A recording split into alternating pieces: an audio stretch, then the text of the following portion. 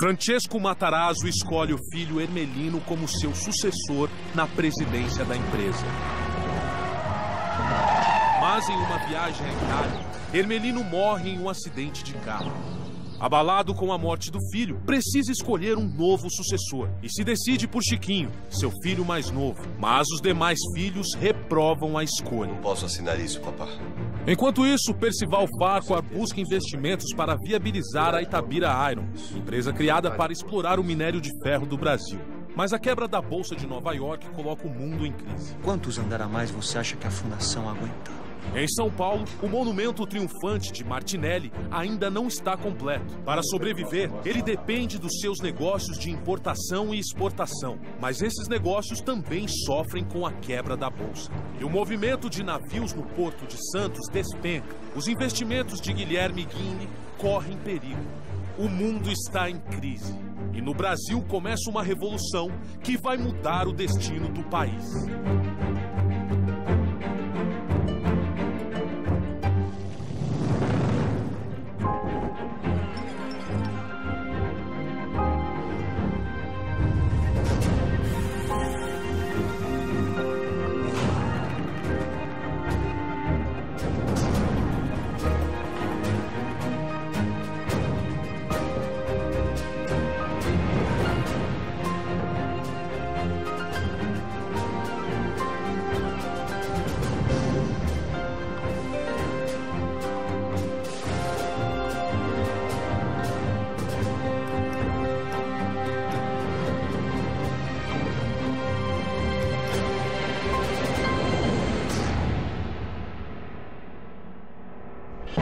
Assumo provisoriamente o governo da República como delegado da Revolução, em nome da Marinha, do Exército e do povo brasileiro.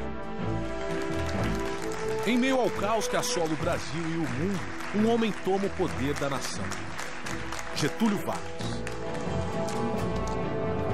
A mudança de poder interessa a Guilherme Guinle. Com seus negócios no Porto de Santos indo mal, ele busca meios de sobreviver à crise. A grandeza futura do Brasil depende, principalmente, da exploração de suas jazidas de ferro. Nacionalizando a indústria siderúrgica, nós daremos um grande passo na escalada ao alto destino que nos aguarda. Guinle percebe que os interesses do novo presidente se alinham aos seus. O projeto de Vargas oferece a oportunidade perfeita para que ele se volte à política nacional. Havia sempre divisões entre os que queriam continuar conectados com esse capital estrangeiro que também trazia tecnologia e influência, e sempre havia uma ala mais nacionalista que acompanhou, por exemplo, que admirou muito o Guilherme Guinle. Vargas começa imediatamente a executar seu plano nacionalista. Eu tenho um contrato assinado pelo presidente da República, autorizando a minha empresa a funcionar. Meu caro Farquhar, o presidente da República sou eu. E eu não me lembro de ter assinado nenhum contrato. Mas isso é um absurdo, Sr. Vargas. Nós vamos rever o contrato inteiro. Se ele for de interesse da nação, será aprovado. Se não...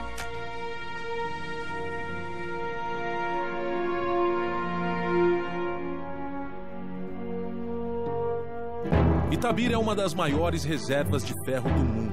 Enquanto Farquhar pretende exportar o minério, Vargas quer usá-lo para iniciar a indústria siderúrgica no Brasil.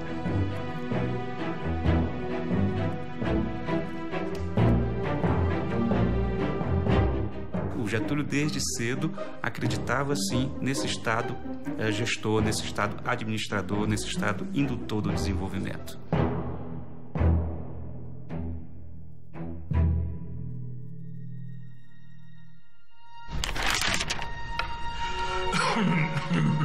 Em 1931, a questão da sucessão de Matarazzo ganha uma nova urgência com o adoecimento do conde. Nós devemos lembrar que era uma família de muitos filhos, havia os homens, as mulheres, e já se dava a rivalidade entre os vários subgrupos dentro desses herdeiros. Muito bem. Já que estão todos aqui, podemos começar. Mas do que se trata tudo isso mesmo? Eu passei os últimos 4 anos pedindo para que vocês assinassem esse testamento. Hoje, eu não estou pedindo. Eu estou exigindo. Papai, com todo respeito, nós simplesmente não concordamos. Não vamos assinar esse testamento. Mas todos os seus irmãos já assinaram esses documentos. Por que vocês se recusam? Mas o Chiquinho ficar com toda a empresa é um absurdo. Chega! O Chiquinho deu a vida pelos negócios da empresa. Assim como o seu irmão Hermelino. E o Chiquinho é a minha escolha. Eu fiz esse testamento pensando no melhor para a empresa. Mas se vocês não quiserem o melhor para a empresa, vocês também não vão fazer parte dela. A pressão do patriarca deixa os filhos sem escolha. Eles assinam o testamento. Matarazzo garante que após a sua morte, a presidência da empresa passará para Chiquinho. Martinelli tenta salvar seu edifício da crise financeira. Com seus outros negócios indo mal, ele precisa que o prédio comece a dar lucro.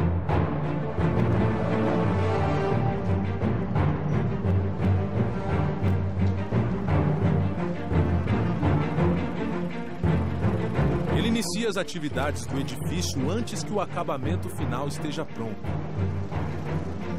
Martinelli promove grandes e luxuosos eventos, repletos de celebridades, para divulgar o empreendimento. Um brinde. Um brinde a todos e ao grande Martinelli.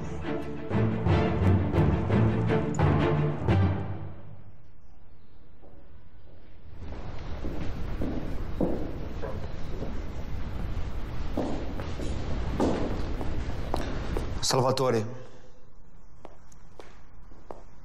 me dê boas notícias. Alguém se interessou em alugar um andar? Uma sala que seja?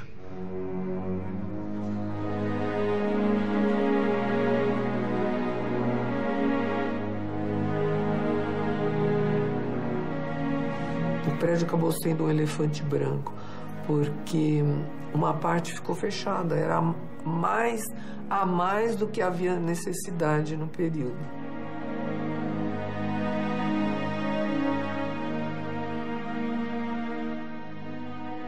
Eu construí o maior edifício da América Latina.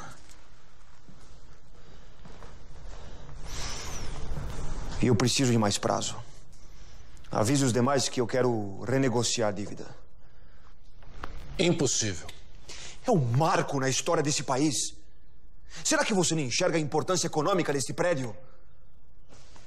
Falo como amigo, Giuseppe. Se não vender esse prédio, você vai perder tudo que tem. Esse edifício vai ser a sua ruína.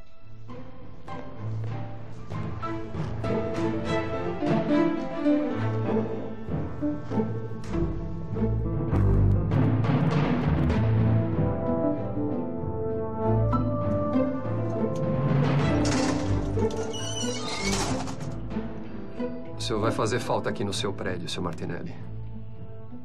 Não é mais meu, Santino. E eu vendi.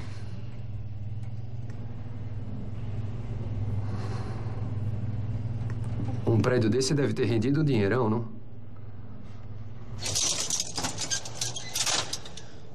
Adeus, Santino.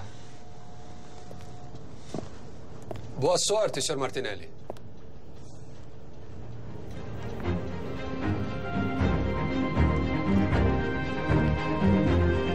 Martinelli usa o dinheiro da venda para pagar suas dívidas. Da transação, sobram apenas R$500. Boa fortuna, Santino. Que ele dá ao ascensorista do edifício. Foi um trabalho muito bonito, uma epopeia. 600 operários trabalharam na obra e ele alterou a paisagem de São Paulo. Demoraria anos até que outra construção rivalizasse a estatura e a elegância do edifício Martinelli.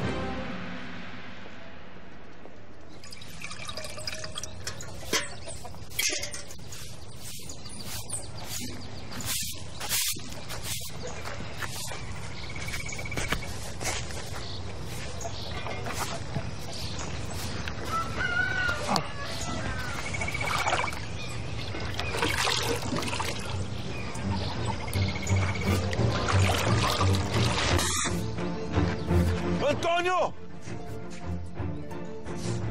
Antônio!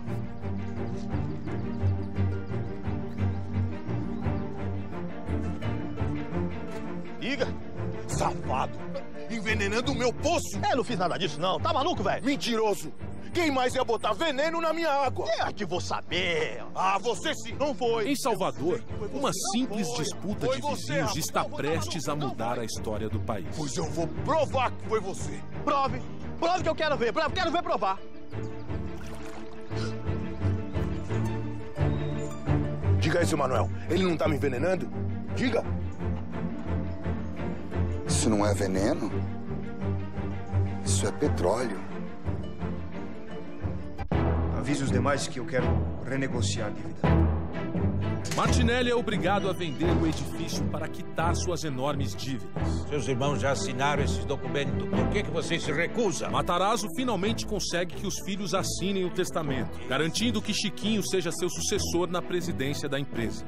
Enquanto o presidente Vargas não toma sua decisão, a Itabira Iron de Fátua continua impedida de funcionar. E em Lobato, uma descoberta surpreendente vai mudar o rumo do Brasil. Isso é petróleo.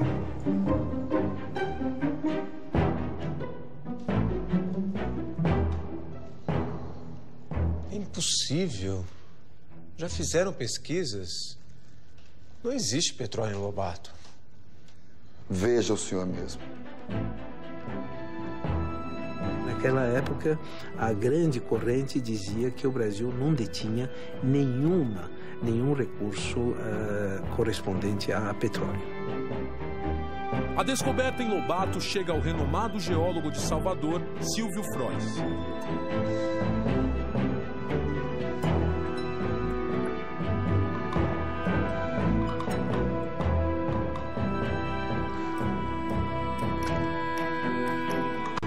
Eu vou ver o que eu posso fazer.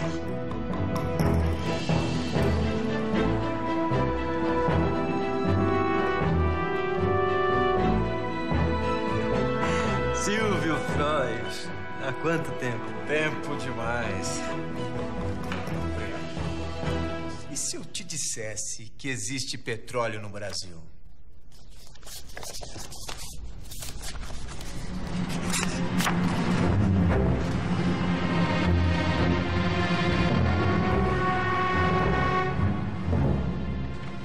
O governo do Vargas decretou em 1934, mas decretou.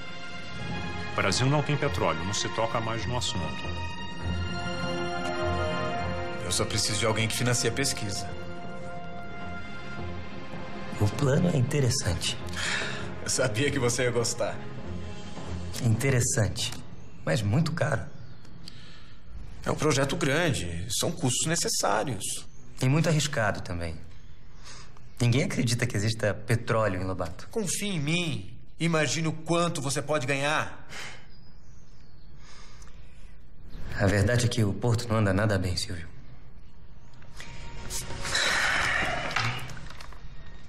E se eu investir um dinheiro desse e não tiver resultado, eu posso ir à falência. Mas se nós encontrarmos o petróleo, você vai mudar a história do país. Então, o que me diz?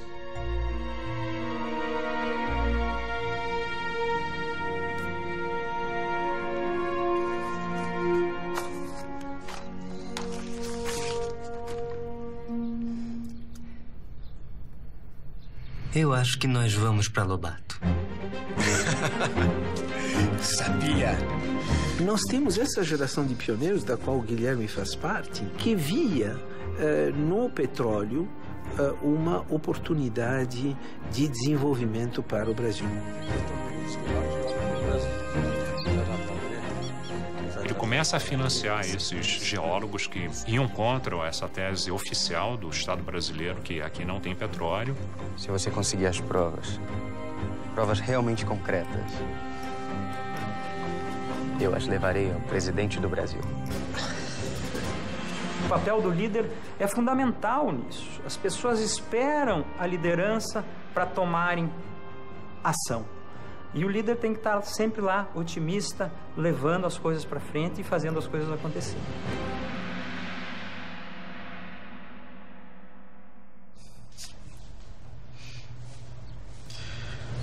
Petróleo em Salvador, hein? Quem diria? Isso muito me interessa, Dr. Guilherme. Eu gostaria de pedir as concessões para investigar as jazidas na região e explorar o petróleo que encontrarmos. Pois a concessão para as investigações estão concedidas. Já a da exploração, o senhor a terá, assim que nós efetivamente encontrarmos o petróleo. O senhor me desculpe a insistência, senhor presidente, mas se eu não puder explorar financeiramente o petróleo, a investigação não valerá de nada para mim. Fique calmo, Dr. Guilherme. O seu esforço vai ser bastante recompensado. Eu gostaria de convidá-lo para fazer parte do Conselho Técnico de Economia e Finanças do Brasil. Guilherme aceita o cargo. Além do prestígio político, a posição no Conselho Técnico trazia um benefício extra: decidir o futuro da Itabira Iron e de Percival Farquhar. Então o Getúlio passa a ter essa relação de confiança e de cumplicidade com o Guilherme para certas coisas que foram capitais na construção desse Brasil mais urbano, industrializado. A concessão das minas de Itabira ainda está congelada por Vargas, e Farquhar articula uma reunião com deputados federais para tentar influenciar o presidente a seu favor.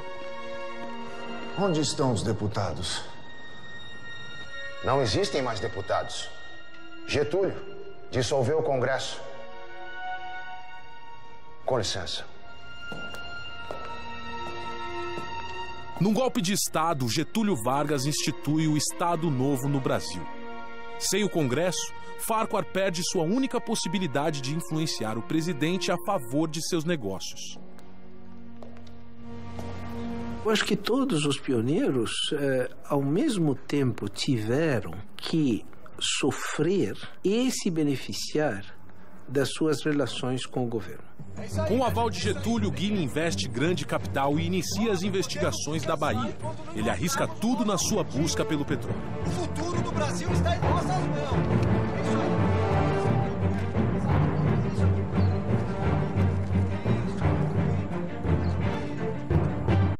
Com seu parceiro Silvio Frois, Guilherme Guinle começa a procurar o petróleo em Lobato. Pois não? Enquanto isso, Percival Farquhar tenta iniciar os trabalhos da sua Itabira Iron, mas Getúlio Vargas dissolve o Congresso Nacional. Agora o destino de Farquhar está totalmente nas mãos do ditador brasileiro. E o Chiquinho é a minha escolha. E Matarazzo acredita finalmente ter resolvido o problema da sucessão de sua empresa.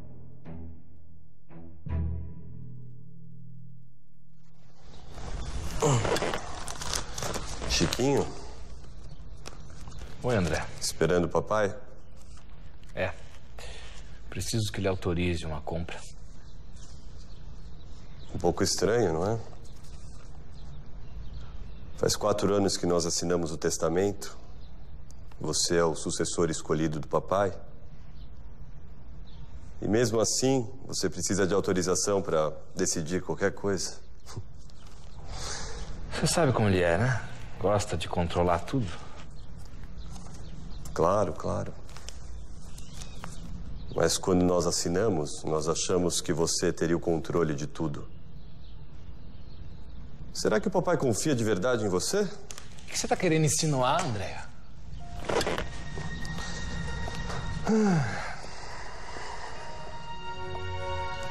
Nada, Chiquinho. Não quero insinuar nada. Enquanto o papai estiver por aqui, o testamento fica de pé. Mas quando as coisas mudarem, talvez seja melhor rever a situação.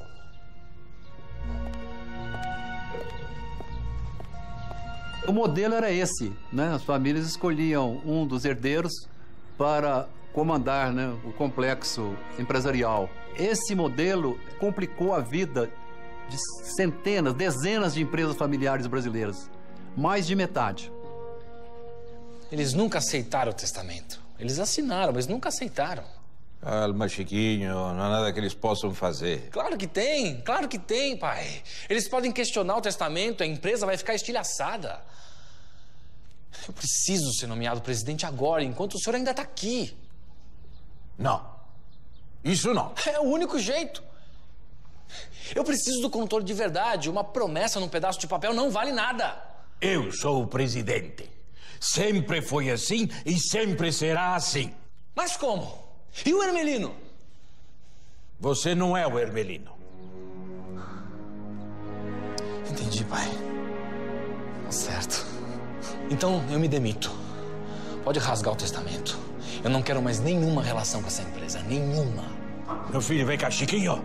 Chiquinho!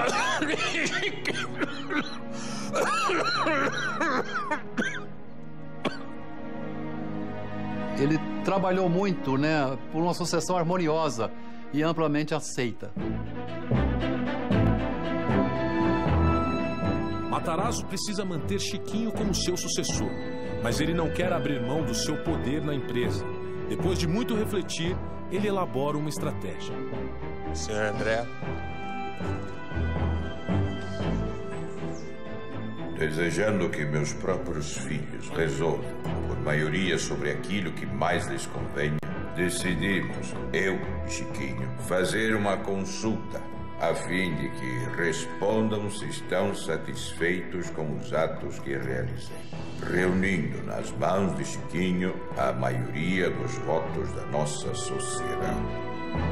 A carta é uma astuta manobra política de Matarazzo. Ele dá aos filhos a possibilidade de anular o testamento, mas o patriarca sabia que eles nunca iriam contra sua vontade enquanto ele estivesse vivo. Sem escolha, os irmãos confirmam a validade do testamento. O grupo não consegue mais manter a mesma vitalidade. Não havia uma liderança consensual apoiada pelo pioneiro fundador.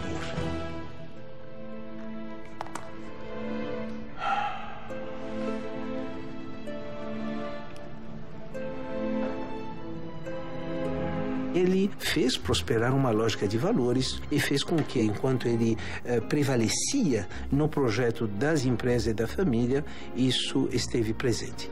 Na medida em que houve a sucessão, isso deixou de prevalecer.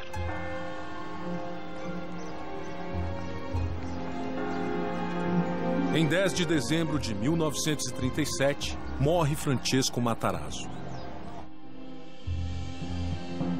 O sepultamento do conde foi um dos maiores acontecimentos na história de São Paulo até então. Acabaram até as flores na capital paulista e adjacências. E foi uma comoção geral. Seguindo o desejo de Francesco Matarazzo, Chiquinho assume a presidência das Indústrias Reunidas Fábricas Matarazzo. Agora, ele é o chefe da família, mas a família não é mais a mesma.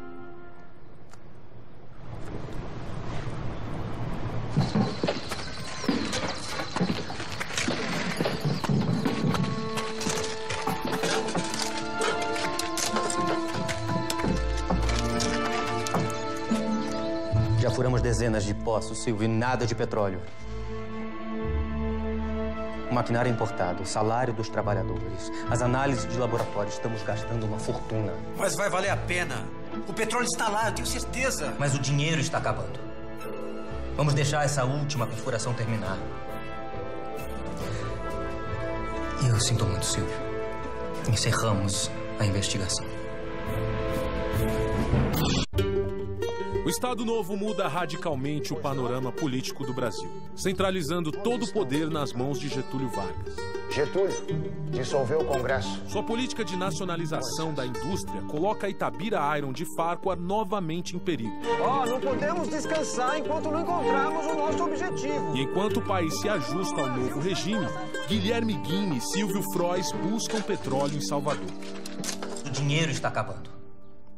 Vamos deixar essa última perfuração terminar. Eu sinto muito, Silvio. Encerramos a investigação.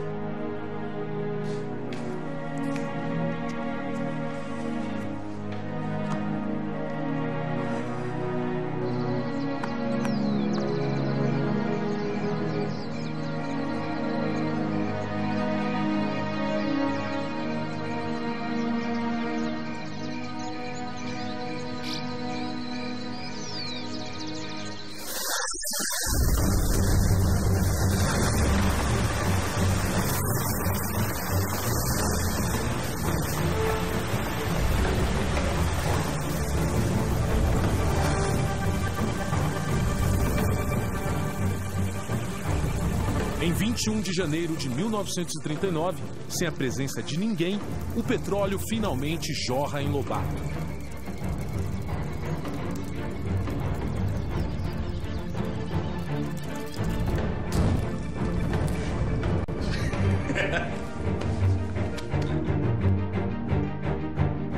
A riqueza é um meio para viabilizar o sonho. O poder é conseguir manter o rumo até alcançar o objetivo. Sorghini, chegou um telegrama.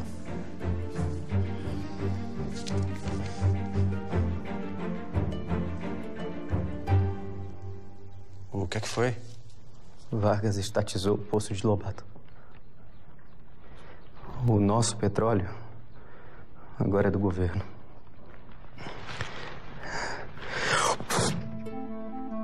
Assim que esse petróleo jorrou, o Getúlio tirou do capital privado e nacionalizou.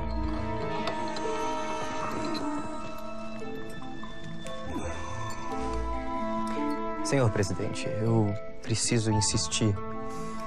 Essa decisão deveria ser repensada com cuidado. Isso muito me impressiona, meu caro. Eu sempre achei que você gostava da minha política.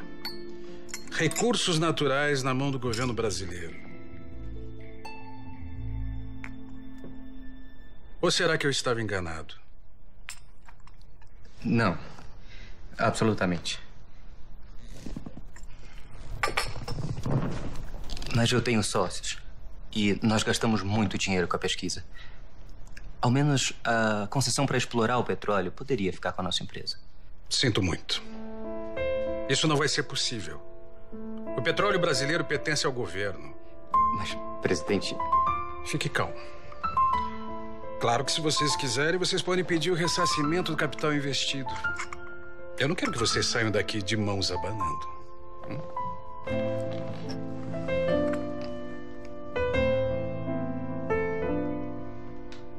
Quando vem uma decisão de um ditador, porque era realmente o caso de Getúlio, não há muito o que se discutir.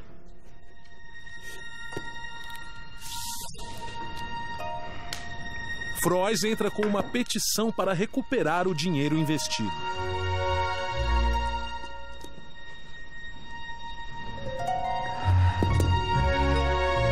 Qual o problema? Você não vai assinar? Eu dependo do Porto de Santos.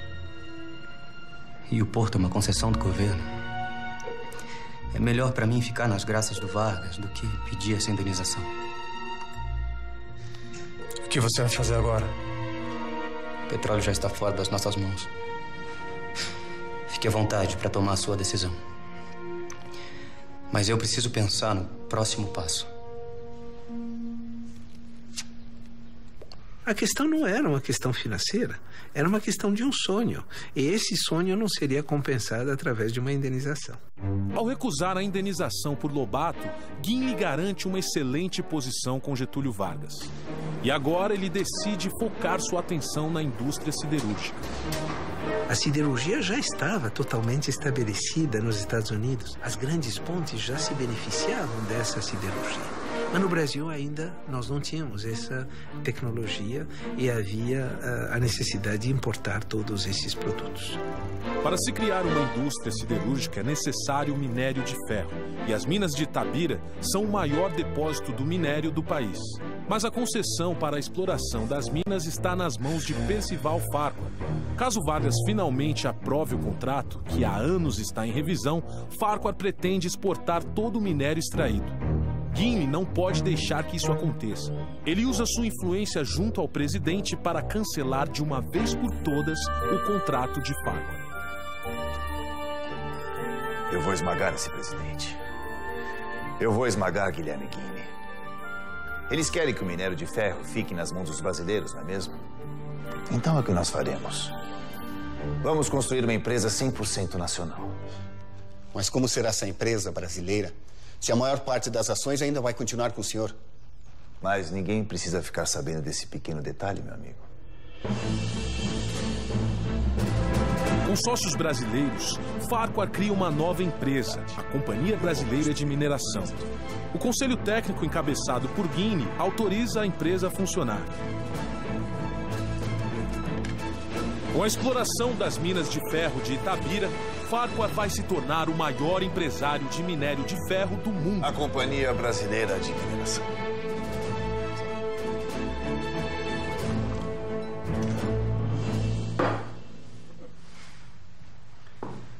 Farquhar, senhor presidente. Farquhar está por trás de tudo. A Companhia Brasileira é apenas uma fachada para o americano. Nós precisamos barrá-lo. Barrar? Isso é evidente. Gimli, eu sempre soube que Farquhar estava por trás da companhia. E o que isso importa? Nada. O importante é que a companhia está registrada no Brasil, cumpre as leis brasileiras, o resto é irrelevante. Eu discordo que isso seja irrelevante, senhor presidente. O senhor está se deixando levar pelas emoções. Farquhar é apenas uma peça do jogo. Deixe ele cumprir o seu papel. Aliás, o senhor também tem um papel a cumprir.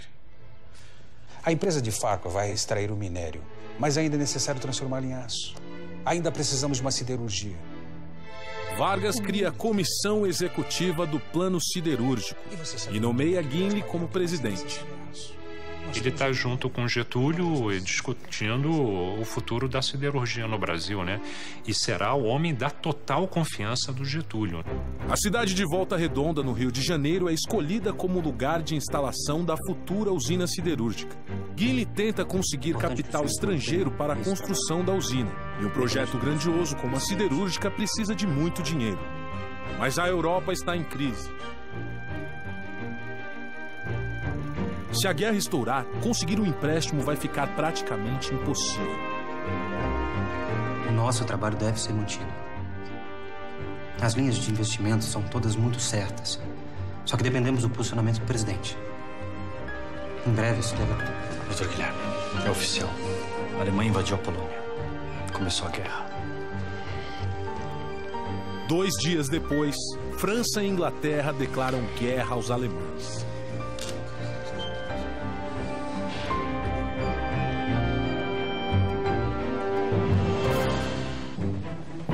A Companhia Brasileira de Mineração.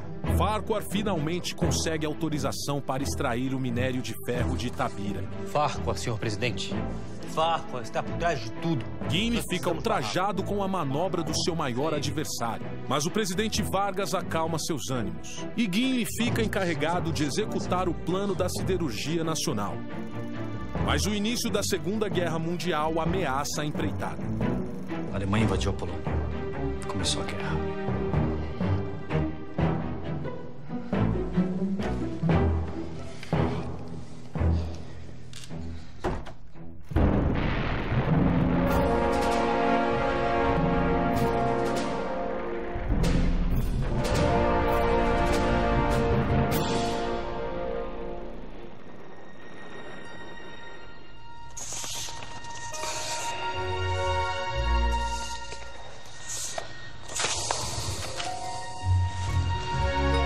Já se passaram meses, doutor Guilherme. E ainda não tivemos nenhum avanço em nossa siderúrgica. Presidente, o senhor sabe a dificuldade de se conseguir um empréstimo nesse momento. Há uma guerra acontecendo. E é justamente por isso que nós precisamos de uma siderúrgica. Uma guerra precisa de aço. Eu entendo. Mas onde vamos conseguir o dinheiro? Isso, meu caro, é trabalho seu. Conseguir um empréstimo depende de como o Brasil vai se posicionar durante a guerra. E, com todo o respeito, senhor presidente, tomar essa decisão é trabalho seu.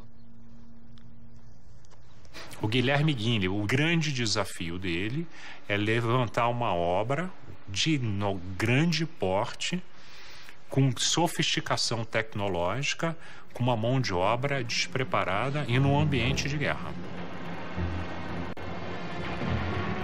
Nos primeiros anos da Segunda Guerra, o Brasil permanece neutro. Mas para conseguir capital estrangeiro, Vargas precisará fazer uma escolha. O Getúlio negocia, vamos dizer assim, o apoio do Brasil aos Estados Unidos em troca de uma coisa que para ele era preciosíssima. Era o financiamento de uma indústria siderúrgica no Brasil. Mas o banco americano que iria realizar o empréstimo desiste da transação. Atravessamos um momento histórico de graves repercussões. Sentimos que os velhos sistemas e as fórmulas antiquadas entram em declínio. Não é, porém, como pretendem os pessimistas e os conservadores empedernidos, o fim de uma civilização, mas o início tumultuoso e fecundo de uma nova era. As palavras de Vargas causam alvoroço no mundo. O discurso é recebido como um apoio aos governos nazifascistas. Vargas está ameaçando se juntar ao eixo. O maior país da América Latina pode virar um território hostil aos Estados Unidos e aliado à Alemanha nazista. Era uma época de descrença na democracia liberal, da parte tanto da esquerda quanto da direita.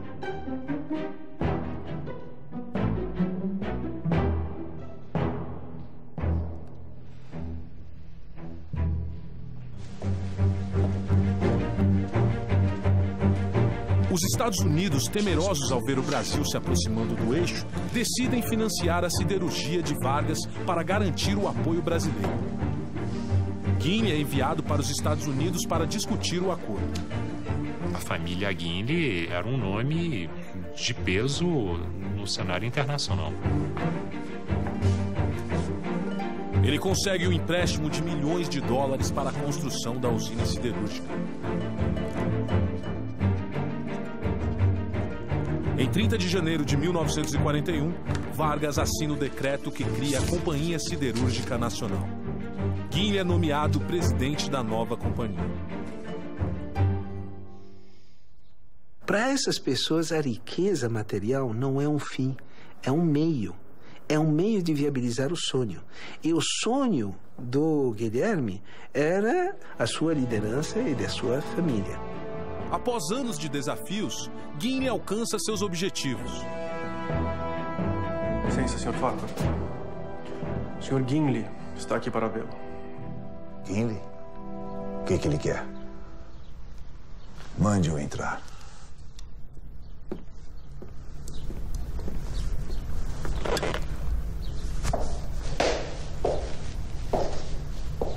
Bom dia, Mr. Farquhar. Confesso que estou surpreso em vê-lo, Sr. Guinle.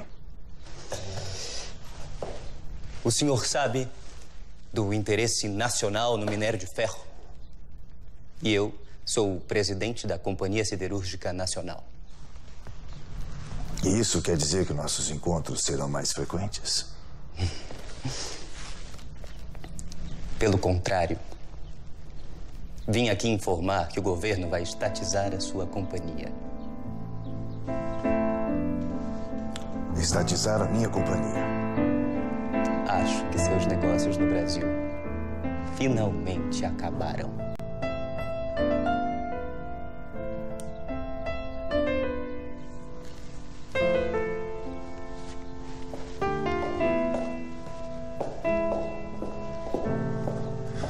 O governo toma conta das minas de Itabira e Farquhar perde todo o dinheiro que investiu na empresa.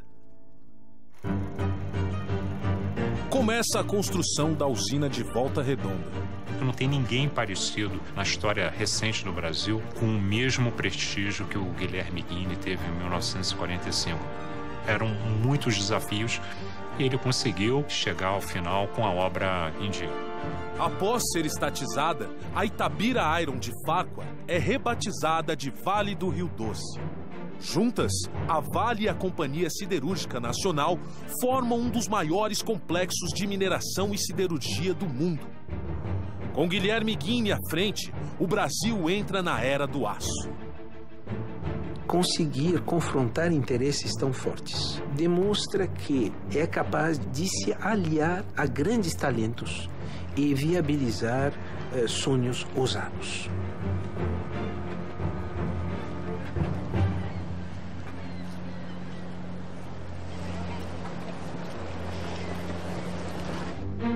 Perder seu edifício não foi o fim de Martinelli.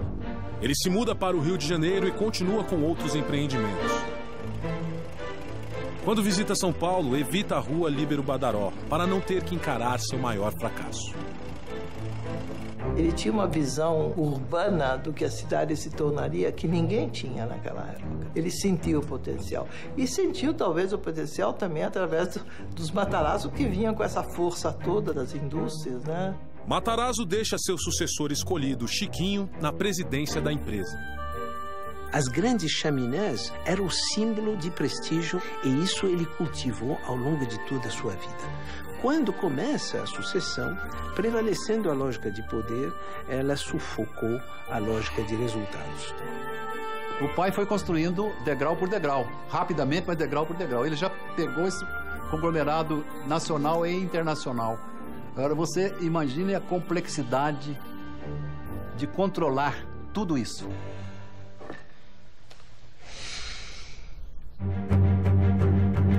Quatro homens que construíram o Brasil. Francesco Matarazzo, o imigrante italiano que perdeu tudo ao chegar ao Brasil. Não! Não! Não! Trabalhando como mascate, começou um império. Hoje eu sou o maior comerciante de farinha de São Paulo. Percival Farquhar, o intrépido empreendedor americano que enfrentou os problemas dos trópicos e da política brasileira na sua busca para unir as Américas. Hoje estamos inaugurando a ferrovia que vai atravessar todo o continente. É muito arriscado, é uma loucura. Por isso que temos que aproveitar a guerra, não fugir dela. Giuseppe Martinelli, o imigrante pobre que ousou enfrentar uma guerra para construir sua fortuna e lançou a pedra fundamental da verticalização das cidades brasileiras. E Guilherme Guinle, o brasileiro visionário que manejou o instável cenário político do país. Independente do posicionamento do presidente, o nosso trabalho deve ser mantido. E construiu as bases da indústria nacional.